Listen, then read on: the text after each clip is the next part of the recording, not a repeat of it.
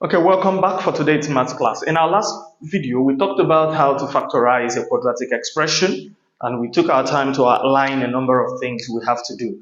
We expanded on the subject of factors, we explained what factors are, the meaning of factorization, and so many things we talked about.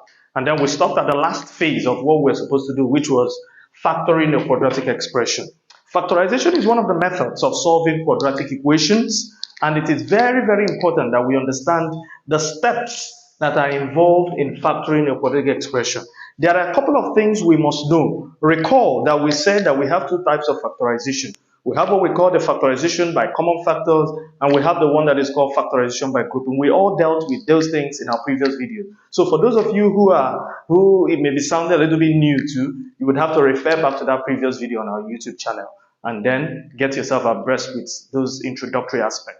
But today we are going to now get into those steps that we are going to apply in factoring a quadratic expression.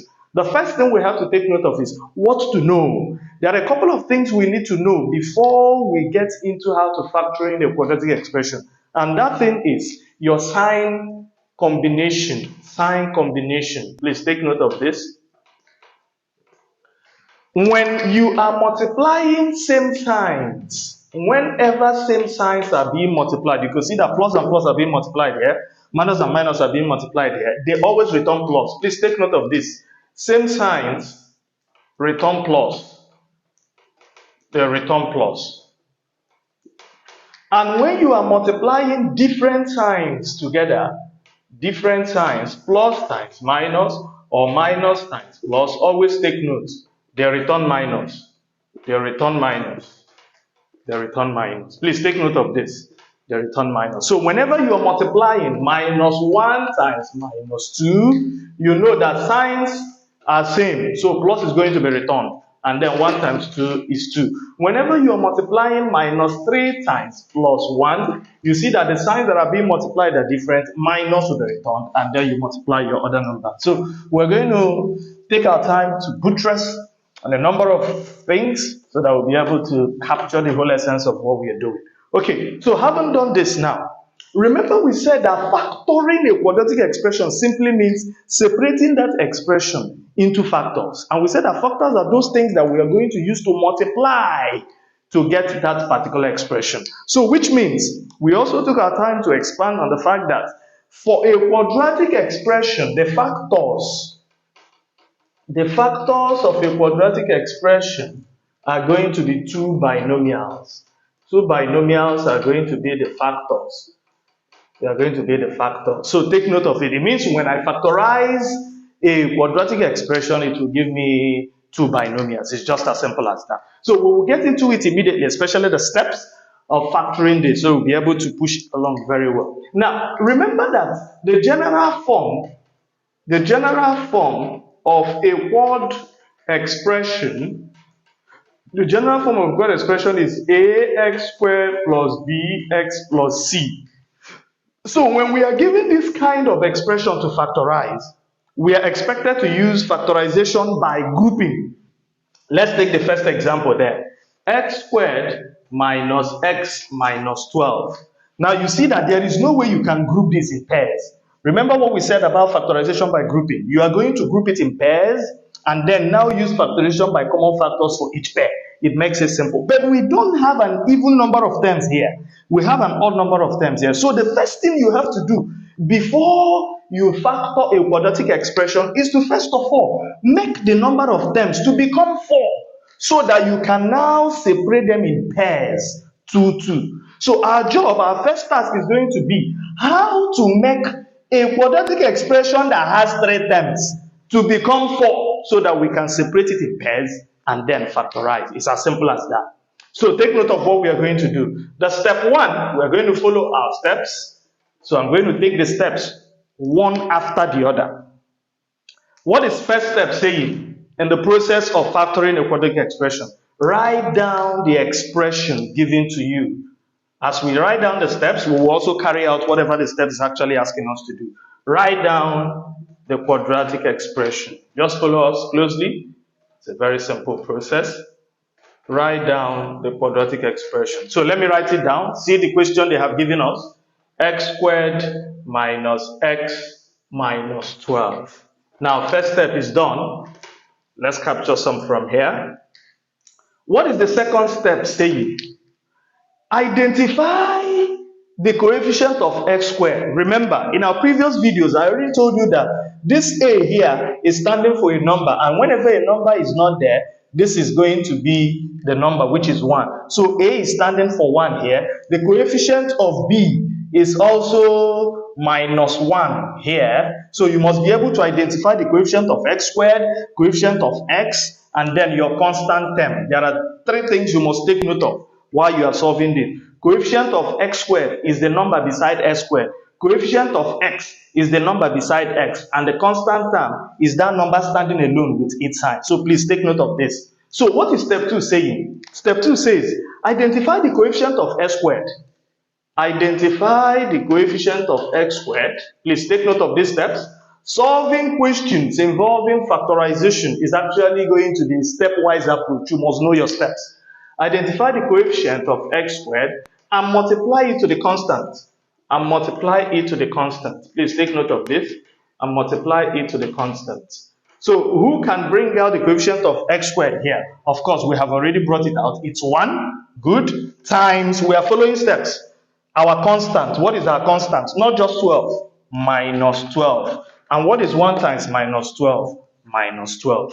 We are taking steps. First step, write down your expression. Second step, bring out the coefficient of x squared, multiply it by the constant, and get a value. Now, number 3 is going to be that value you have gotten. Check the sign of that value. Check the sign of the value. Check the sign of the value and take note of the sign combination you use to get it. Check the sign of the value and note the sign combination to get it. And note the sign combination to get it. And note the sign combination to get it. Now, the sign of that value is minus. Ask yourself, how do we get minus? There are 2 ways to obtain minus. What are the 2 ways? Watch it. It's either you are multiplying plus and minus, or minus and plus. So to get this minus, I'm going to be using the sign combinations plus times minus and minus times plus. Please take note of this. And if this value I got here is plus, the sign combination I'm going to be using is going to be plus times plus and minus times minus. But in this case, the sign combination we're going to be using is the sign combination that will give us this minus. So there are 2 ways to get a minus sign. What are the 2 ways of getting a minus sign? Plus and minus, minus and plus. That's the step. And then, step 4. Let's go over to this side. We're going to take our time to build those steps very well, so that when you have a question to solve, you can do it on your own without any issues whatsoever. Step 4 is saying, that value, write it down. Go and find 2 numbers you will multiply to give you this value, which is 12. So write down the factors of 12 and duplicate. Write down the factors of 12. That is the value you got there, and duplicate.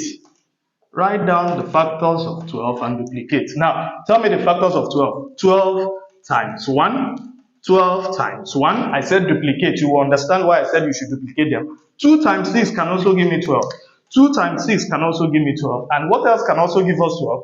3 times 4 can give us 12, and 3 times 4 can give us 12. The reason we have duplicated the factors is because we're going to be using 2 signs on each of them. So we are going to have the sign combination we are using is plus and minus, minus and plus, plus and minus, minus and plus, plus and minus, minus and plus. I have done my job now. Now the next step is step 5. We are taking it step by step. The next step is step 5. Just follow us. The next step is step 5. So we're going to now take note of what step 5 is saying. Step 5 is saying, add all the factors you have gotten. Add the factors and identify the one that gives you the coefficient of x. And identify the one that gives the coefficient of x.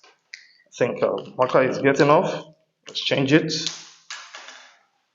Add the factors and identify the one that gives the coefficient of x. So we are going to take our time to add now. This is plus 12 minus 1. If you use your calculator to add it, this is going to give you plus 11. Minus 12 plus 1 will give you minus 11. Plus 2 minus 6 will give you minus 4. Minus 2 plus 6 will give you plus 4. Plus 3 minus 4 will give you minus 1. And minus 3 plus 4 will give you plus 1. So you look at your equation, the original equation we had. We're going to look at it. The original equation we had is still here. X squared minus x minus 12. So let's bring out that equation. X squared minus x minus 12. Now ask yourself, what is the coefficient of x here? Is minus 1. So which one is giving us minus 1 here? Look at the one. So I'm going to use this. This is the one we are going to now use to replace this minus 1. So in the place of minus 1x, we are going to be writing plus 3 minus 4 because this is the one that gave us the coefficient of x. So I'm going to rewrite this now. It's going to be x squared plus 3x minus 4x then minus 12. You can see how we have brought down an expression that has 3 terms. It has now become 4 terms. You are now free to draw your line and separate them in pairs. Once you separate in pairs, remember what we said in our previous class. Find the HCF of these two, and x is the only common factor there. You bring out x. X into this will drop 1x for you. You write down your plus. X into 3x will drop 3. Remember what I said when you get here. Always take note of some of these tricks. Do not write any sign here. Don't be in haste to put a sign here. Just write your HCF. Find the HCF between 4x and 12. I've already taught you how to find HCF. Find the primes. 2 will drop x. X will drop 1. 2 here 6. 2 here 3. 3 here 1. You can see from what I'm seeing that the HCF here is 4. 2 common primes are 2 and 2. So write down the HCF. Bring it out.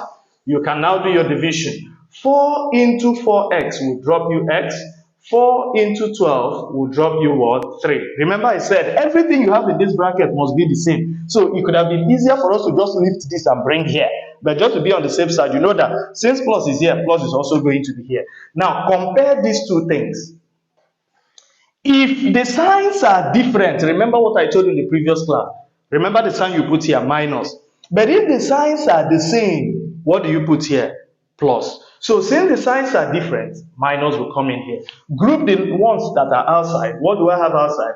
X minus 4 and then x plus 3. I have factorized this. Now, if you are asked to solve this, it means they are going to add 0 here. Put equal symbol and put 0. It means you're going to equate both of these things to 0. And once you're equating both of these things to 0, your job is easy. It's either this is equal to 0 or this is equal to 0. So just equate both of them to 0 and find x. Bringing this over, so our x is going to be 0 plus 4, which is 4. X plus 3 equals 0. Bring this. Remember, whenever a number with this sign is crossing over the quality symbol, the sign will change. So our x is going to be 0 minus 3, which is minus 3. So our x here is 4 or minus 3. So that's exactly how we solve a quadratic expression using factorization method. You must factorize it first and then equate to 0 and find the value of x. We'll take the second example on the board to also learn how to go about it. So take note of your steps. We're going to now solve them based on the steps we have highlighted. So let's take example 2, and then we will do 3 examples, and I'll leave you with those home exercises to go home and try them out. Okay, so what is example 2 saying? We have there x squared plus 5x plus 6 factorize. Who can remember the first step I gave you? Very simple. Identify the coefficient of this. This is 1. Multiply it to this and get your answer. 1 times my plus 6 is going to give you what? Plus 6. Take note of this sign. What sign combination am I going to use to get plus? Plus times plus and minus times minus. Very easy. Then find the factors of 6. We'll start with 6 times 1, duplicate them, 6 times 1, 2 times 3, and 2 times 3. There is no other thing we're going to multiply to get 6. So you are going to use this sign combination on all of them. Plus, plus, minus, minus, plus, plus, minus, minus. Add them. And the reason we are adding is to see the one that is going to give us plus 5. Is our interest here. So let's go on. Plus 6 plus 1 is plus 7. Minus 6 minus 1 is minus 7. plus 2 plus 3 is plus 5. Minus 2 minus 3 is minus 5. So which one is giving us plus 5 here? This one. We'll replace with plus 2 and plus 3. We'll replace this now. So replacing, we're going to have x squared plus 2x plus 3x plus 6. It has become 4 terms. We are now free to go on and group them in pairs and factorize. After factorization, you can also proceed and solve. So I'm going to have that x squared plus 2x plus 3x plus 6. Let's break in pairs. X is the HCF. If it goes in here, x plus 2 will come out. Don't be in haste to write down a sign there. Just find the HCF. And as far as I'm concerned, 3 is the only thing common here. 3 will drop x. And then this sign is plus. It will also drop 2. Check the signs. They are the same. Plus will be here. So my answer is x plus 3. And then x plus 2 are factorized. Remember, if you want to solve, you equate to 0. So which means if we're going to solve this, x will be equal to minus 3.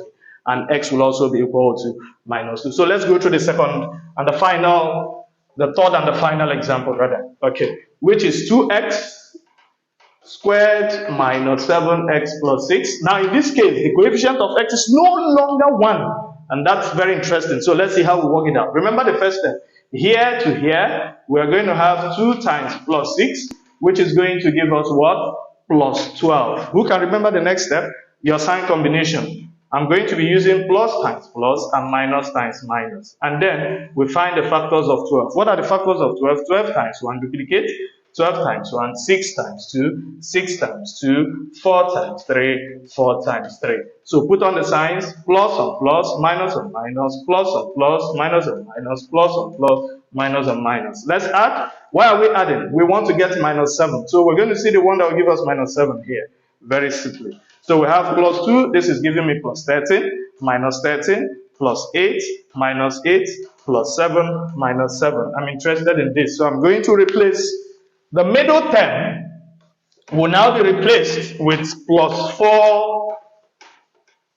We have minus 7. No, rather, we are not going with this. This is plus 7. We're going with the last one, which is minus 7. So the middle term is going to be replaced with minus 4 minus 3. So let's replace it. 2x squared minus 4x minus 3x plus 6. We have broken into pairs. So let's see what it's going to give us. Find the HCF here. You can see that 2 is common between these two, and x is also common. So if we drop this, x will come out, and then 2 will come out here. If you also do your division, because x will cancel x, and 2 divided by 4 will give you 2. Just write your HCF here, which is 3 is common. Open your bracket. Carry this thing. It's going to be the same thing. You don't even need to do the division. Just put it there. Check the signs here. The signs are different. So what is going to happen here? Minus will come in. So what is going to be my answer?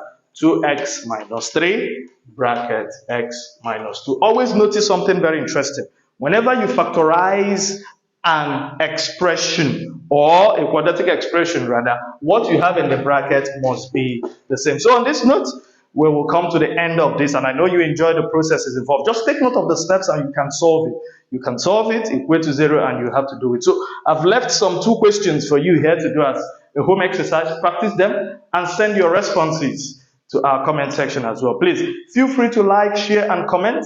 All our videos are now domiciled in our YouTube. So follow our link, share, subscribe, and just make sure that so many persons get to watch our videos. Thank you so much.